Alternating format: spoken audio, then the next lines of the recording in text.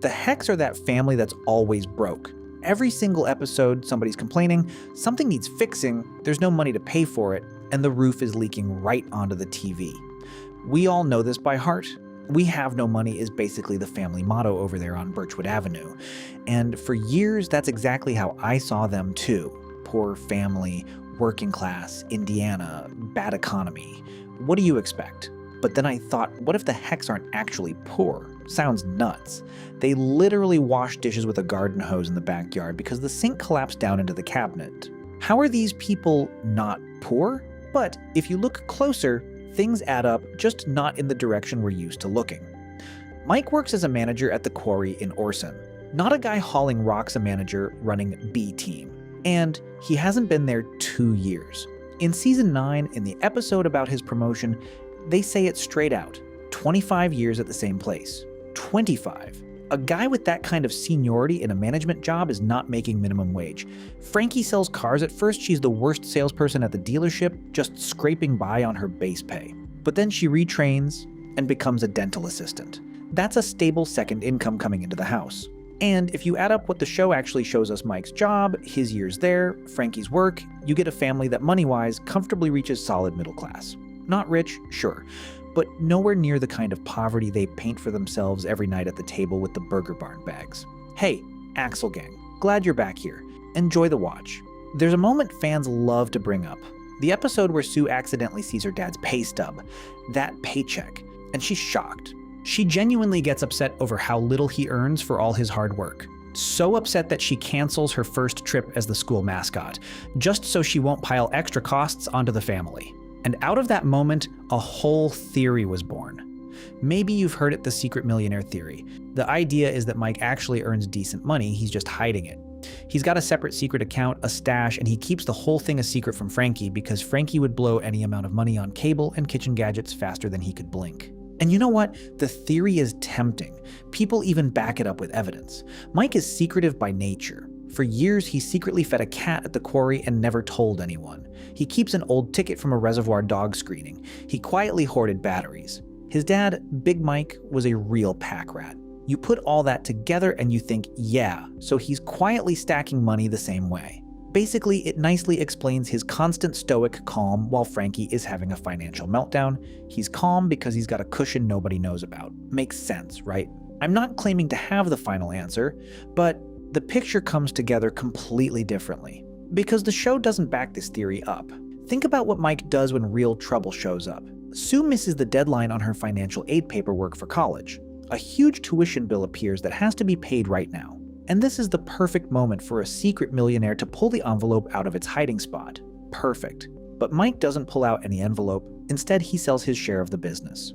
That same diaper business Lil rivals that he and his brother Rusty got off the ground. A business that had actually started turning a profit. Mike sells off half of the one thing that was his only shot at something bigger, just to plug one hole in the budget. A guy with a secret stash doesn't do that. Mike sacrifices an asset. He has no hidden wealth. He's just an emotionally closed-off guy who silently carries everything and doesn't burden the family with how thin their ice really is. And honestly, that's a lot sadder than any theory about millions. So where's the money then? That's the question I decided to go looking into. The money is there. It's just being methodically burned every single day. Let's count together. The Hecks almost never cook. That's basically the foundation of the show. Frankie comes home from work, drops the paper fast food bags on the table, and triumphantly announces, "I made dinner." Taco Jason's, Burger Barn, Fry and Drive, pizza, Chinese takeout, that's their daily routine. Cooking from regular groceries in this house happens, well, on major holidays. Literally a handful of times across 9 seasons. Feeding a family of 5 fast food back then ran somewhere around $20-something a pop. Making a similar dinner at home from basic groceries, pasta, ground beef, vegetables is about 3 times cheaper. The difference piles up every night. Piles up, and over a year it adds up to several $1,000s. Several thousand. Just vanishing into thin air and burger bags. And that's just food. Next up, credit cards. Remember the episode where Frankie realizes in horror that it's now 2009? The no payments until 2009 deal ran out. That's the scheme where, if you don't pay it all off before the very last second of the grace period, they charge you interest backdated for the whole period. And the rate there is brutal, like 25-30%. And in that same episode, the rate on their regular cards gets doubled. And then a miracle happens, they win $1,000 at bingo. 1,000. Anybody with a shred of common sense would throw that money at the debt with the crazy interest rate. What does Frankie do? She signs up for the extended cable package. And she doesn't just spend the winnings, she adds herself a new monthly bill forever.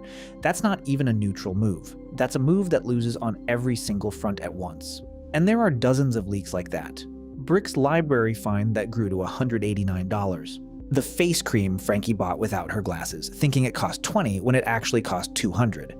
A hotel bill at a convention for $600 and change because nobody kept an eye on the minibar and the pay-per-view movies. A VCR taken on credit for $300 that they ended up paying $650 for. Tie all of that together: food, interest, fines, late fees, impulse buys. And you get a number that, for me personally, would not fit in my head. This family burns several $1,000s a year for no reason. By some estimates, up to $8. And if you really don't hold back, up to $13,000 a year. Net, after taxes. Think about what that means. That's roughly 1 full month of the family's income. Every year they work 13 months, and the 12th one they just toss in the trash can. Their poverty is the arithmetic of their own decisions. They're not poor.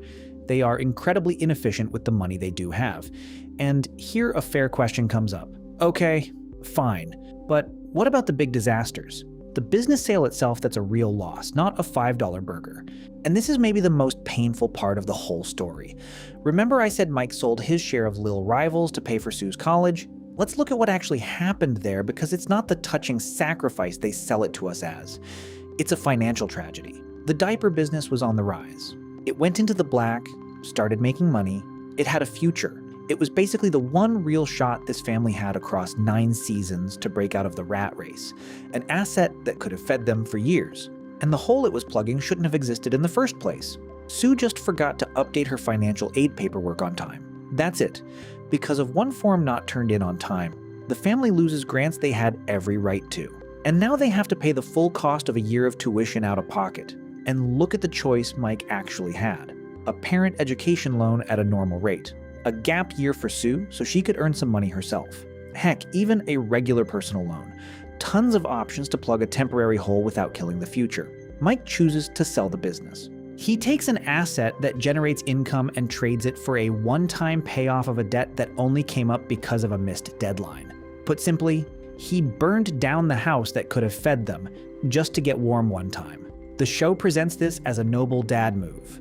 And emotionally, yeah, it tugs at you. But at its core, it's the worst financial decision in the whole show.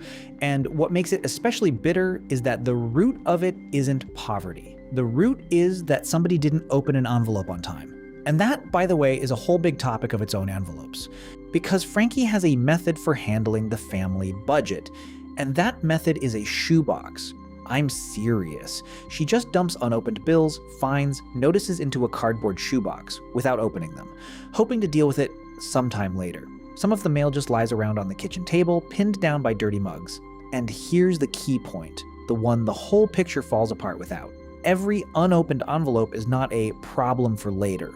It's a growing counter, a late fee, then a fee on top of the fee, then a shutoff, and a shutoff kicks off a whole cascade, a reconnection charge, a new deposit. One ignored electric bill envelope easily turns a $150 bill into a $300 or $400 hole, and that box sits in the house all 9 seasons. It shows up in season 3 and in the final showdown with the Glossners in season 9. Nothing changes. Every time. The same logic, do it the hard and expensive way instead of the simple and cheap way, is everywhere with them. Take the legendary microwave. It doesn't work on its own. To get it to heat anything, you have to hit start and aim a stream of hot air at it from a running hairdryer at the same time. Every time. That's not a one-episode joke. That's their daily life. Now let's think about it in plain everyday terms. A hairdryer and a microwave together is a huge load on the house's old wiring. It's a daily risk of a short circuit and a fire. Every reheat is a little lottery house burns down. Or not. And a new basic microwave back then cost $40, $50. $40 stood between the family and not playing fire roulette every single day. And they never found those $40 in all those years. Same thing with the oven, it's broken, so they just store a blanket in it. Microwave for cooking, oven for storage. And the part to fix the oven cost pennies. See where this is all going. It was never about the amount, It's that a person under chronic stress stops seeing the simple solutions. The brain is so packed with survival that there's no room left for buy it for $40 and forget about it. It's easier to grab the hairdryer every day. And when fans try to explain this, all kinds of theories get born. The most popular one is about Brick. The idea is that the family was actually wiped out by huge medical bills from treating their youngest son early in childhood, and that's why they're up to their ears in debt. The theory leans on the fact that the actor who plays Brick lives with a genetic condition in real life. And, dramatically it sounds perfect. It explains everything at once. But that's still somebody's guess, not what's shown on screen. In the show itself, not once across 9 seasons do the parents talk about Brick's medical debt as the cause of their situation. On the contrary, in one episode, Frankie argues with her sister and flat out rejects the idea that Brick has any disability. It's a nice fan add-on, but the canon doesn't back it up. And honestly, it even gets in the way of seeing the real cause, because the real cause is way more ordinary and way closer to every one of us. The neighbors, the Donahues. They live in the same neighborhood, in the same kind of house, at the same prices. Nancy is a stay-at-home mom, meaning the family lives on Ron's one income. And the Hecks have 2. And yet the Donahues' house is well kept. They go on vacations, they don't have a permanent debt pit. The show didn't put them right behind the wall for no reason. The difference is that the Donahues cook at home, plan, and open their envelopes. So here's where I landed in the end. The Middle spent all those years selling us a story about a poor family that got unlucky with the economy. But really, it's a story about 2 normal paychecks that slipped through their fingers through the Taco Jason's bags, through the unopened box of bills, through the hairdryer at the microwave. Their enemy never lived outside, it lived inside the house, in the habits. Every time Frankie says, "We have no money," I mentally answer, "The money was there, Frankie. It's in the shoebox." And if after this video you also feel like rewatching all 9 seasons with this lens, well, you know where to find me to break down the next theory together.